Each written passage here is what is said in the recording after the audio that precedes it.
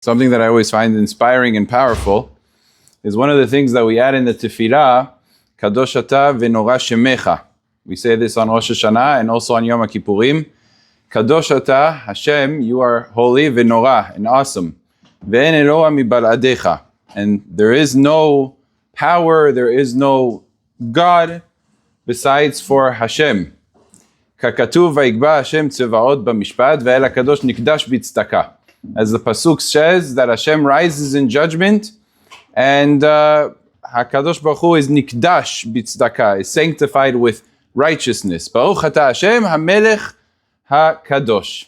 And we say this bracha. This is, of course, the first time we switch over from Ha'el HaKadosh to HaMelech HaKadosh. But it really needs explanation, because if you look, it says, Ve'en Eloah mibal'adecha. There is no God like you, Hashem. As it says in the pasuk. So anytime you bring a proof, the proof has to fit in. That means there has to have been a possibility that there's other powers, and the pasuk comes to tell us not. Kakatuv vayikba Hashem tzevot b'mishpat. HaKadosh Baruch Hu judges the world. How does that show that there's no other power? Okay, HaKadosh Baruch Hu judges the world. But what's the kakatuv? What's the proof over there? So to explain this, we have to go to the Adon Olam. As we know, HaKadosh Baruch Hu is king before there was ever a human being in the world. Before there was Ma'aseh Bereshit, HaKadosh Baruch Hu is king. And after there won't be a world, HaKadosh Baruch Hu is also king. As we say, Adon Olam, Asher Malach B'terem Kol Yitzir Nivra. Before there was even a single creation, HaKadosh Baruch Hu is Melech. And Hashem Yimloch, and Acharei Kichlot HaKol. Until everything is gone, Hashem will still be the king. So if that's the case, what's the whole idea of Malchuyot? Why are we appointing HaKadosh Baruch Hu king? As the Gemara says, what's the point of Malchuyot? Kedei shetamlichuni alechem. As the idea that we should make HaKadosh Baruch Hu king. We should coronate Hashem as the king. And if we didn't do that, he wouldn't be king. Of course he's king. He's king without there being a world. So what's going on over here that needs further explanation? In explaining all of these things, we get to a scenario. I'm going to paint for you a scenario as follows. Imagine we were to go outside right now, and you see a guy, and he's got muscles like this. He's very big. And in one hand, he's able to pick up a minivan. One of those Jewish cars, you know, the Siennas. Toyota Sienna, he picks it up with one hand, and he throws it like a football. Goes like this, throws it back, throws it up. Would you call that malchut, or would you call that givua? You would call it givua. It's strength. It shows an incredible strength. Nobody's going to say, because you showed such power, he must be a king. There's nothing to do with it. You could be very strong, and it has nothing to do with kingship. A president of the United States, the Havdil, is president, whether he's strong or weak. He's the president. He was chosen. He was elected. He's the one in charge. So a king is not connected to strength. And if you see strength, it doesn't mean you see kingship. Which is a question, because one of the things we say in the tefillah, Ra'u vanim et givurato. When Am Yisrael was going through Kriyat Yam Suf, the sea split, it says that a Kadosh Baruch Hu showed, Ra'u vanim, the children saw, we saw, et givurato, Hashem's might. And then the pasuk says, U'malchutecha beratzon kibelu alehem, malchutecha ra'u vanecha alayam. That we saw the kingship of Hashem by the sea. So, excuse me, where did we see the kingship? We might have seen strength, givurato, I understand. Split a sea in half, have a whole nation cross. That's a high level of gvura. Who else could do that? A human being can't do that. But where's the malchut?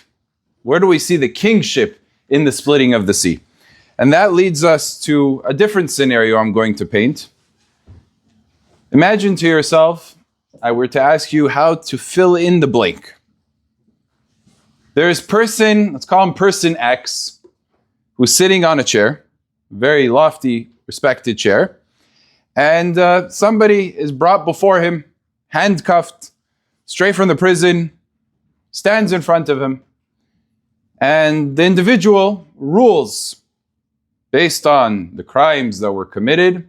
I'm sentencing you for jail 10 years. And the man starts pleading, no, Mr. X, you can't sentence me for that long. I have a family, I have children, I have to take care of them. What's going to be? She's going to be an almanah for 10 years. Starts crying. And the person says, look, these are the rules. Trust me, I'm doing the best that I can under the situation. I'm giving you the most lenient sentence possible, but these are the rules, and I have to follow them. What kind of a person would you say that? Everybody knows that's a judge. A judge. He judges, and he has rules, and he has to follow it. He doesn't make the laws, but he has to interpret the laws, and he has to follow the laws. He can't invent his own laws. He can't do extrajudicial activities. That's a judge. But let's paint the following scenario.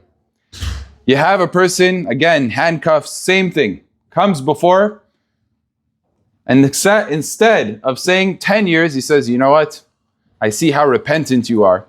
I see how much you're in pain and how regretful, and you're not going to do it again. I'm giving you a last chance. I know the law says 10 years, but I'm telling you, you're off the hook on one condition: it never happens again. And what's that? That's a king. That's not a judge. That's a king. Because there's a law, and I'm the king, and I am the law. I'll decide whether I should follow the law, or if there's extenuating circumstances, I break the law. I do my own law. So when Am Yisrael was in Kiryat Yam Suf, we know that the Gemara tells us in Masechet Sotah that it was kasheh for HaKadosh Baruch Hu to split the sea. And the Ashich HaKadosh asked this question: what does it mean that it was difficult for Hashem to split the sea? If you're talking about the Havdir, a human being, it's not difficult, it's impossible to split the sea. And if you're talking about Hashem, it's not difficult at all to split the sea. And the answer is, based on the Zohar and others, and the Gemara itself, the Midrashim say that the difficulty here wasn't in the sense of power. The difficulty was in the sense of Yashrut. Am Yisrael were sinning. Halalu Rishaim, Halalu Rishaim.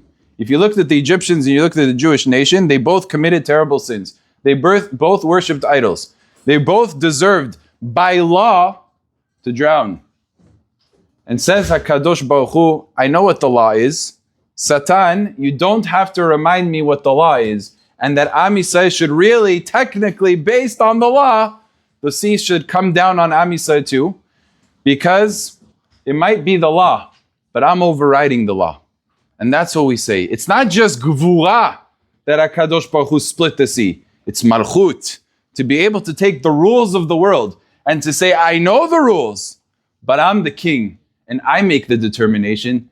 That is the sign of Malchut. When we see HaKadosh Baruch Hu does that, that's the kasher, then we have a Malchut. We have a kingship over here.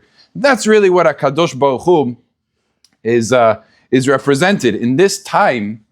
When we are given the opportunity, Hashem gives us these 10 days, especially Rosh Hashana, which is the idea of Hamlachat Hashem. The whole fundamental principle behind it is when you want the law to favor you and you're standing before a judge, he's going to have to follow the rules. And if we go based on the rules, Ki lo yitzdak lefanecha b'mishpat, there isn't going to be a single person that is going to be able to evade the laws and the rules of HaKadosh Baruch Hu. So what does HaKadosh Baruch Hu do as an immense kindness for Am Yisrael? He says, you know, I'm not going to judge you as a shofet, as a judge, but as a melech. All I need from you is make me, crown me, consider me in your eyes as the king. And as king, I have all the authority in the world to override what the judgment is supposed to be and to turn midat din into midat rahamim. From judgment to mercy is possible for a king. And therefore Hashem gave us this incredible gift of being able to be mamlich Hashem and to invoke the authority of the kingship of HaKadosh Baruch Hu. And I'll give you an example. It's a true story. Happened in Eretz HaKodesh. There's a Rabbanit of a seminar named Rabbanit Tzadka. She says the story happened with one of her students, that they went on a trip, a boating trip. And the Nahag, he was driving this big bus, and as usual, the big buses, they're like coach buses. Under the bus, they store all of the bags and the things that they take with them. So usually you get off, you go, you do what you have your trip, and you come back. One of the girls asked that the bus driver should open up the bottom. She should open up the thing. She needs to get something from her suitcase. And they all looked at her. They said, what do you really need to get? We're going on a trip. We're coming back. We have our lunch bags with us. What do you need? She said, no, my sweater is over there. Like, it's the middle of the summer. You're going to wear a sweater on a trip like this? He said, no, we're going to go into the water and presumably we're going to get wet. And I don't feel comfortable that I should go back onto the bus where there's a man driver driving us with a wet shirt. So I want to put on a sweater after we go and have it with me. So that way I get on the bus, I look bichavod. She was mamlich HaKadosh Baruch Hu. The story goes that they went onto the boating trip. They came back and they were crossing the street. The whole seminar, all the people in the seminar were crossing the street. As she was crossing, there was a car that came and didn't notice her and slammed into her.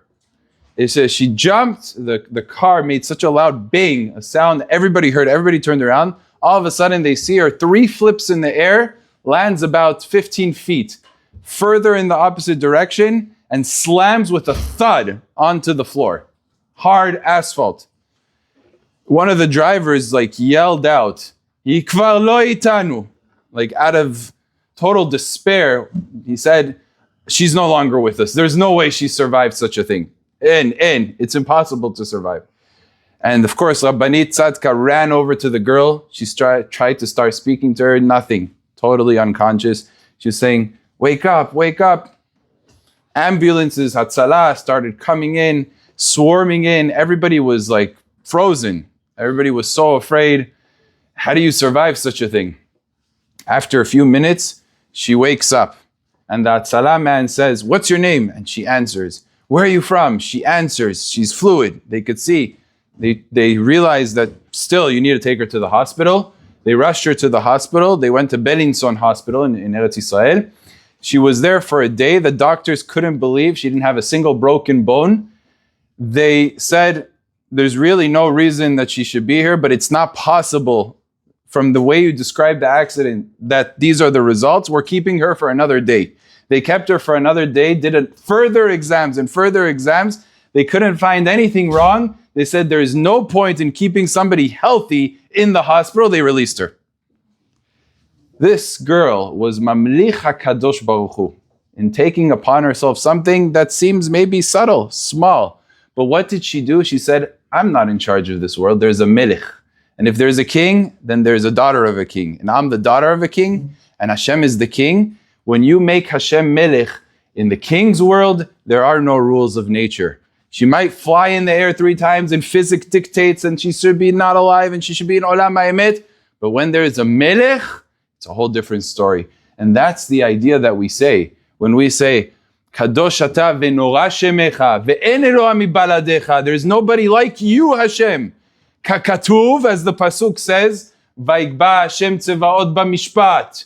HaKadosh Baruch Hu rises in judgment. Ve'el HaKadosh nikdash b'tzdaka. What sanctifies HaKadosh Baruch Hu?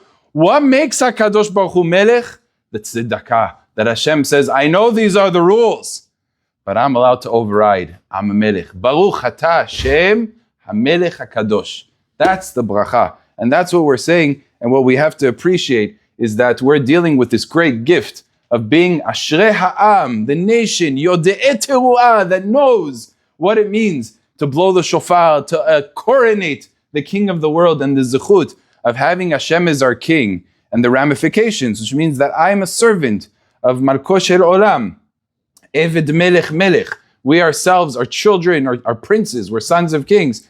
And to conduct ourselves in that fashion brings about the greatest salvation and the greatest bracha. So Be'ez Hashem, we should be zocheh to go into these Yamim HaNoraim with a sense of opportunity, with a sense of ability to connect and devote ourselves to a new-found relationship with HaKadosh Baruch Hu, and to strengthen that bond between us and Hashem, and be zocheh to Tichle Shana v'Kilelotea v'Tahei Shana u'Birchotea. Amen ve'amen. Shem to you.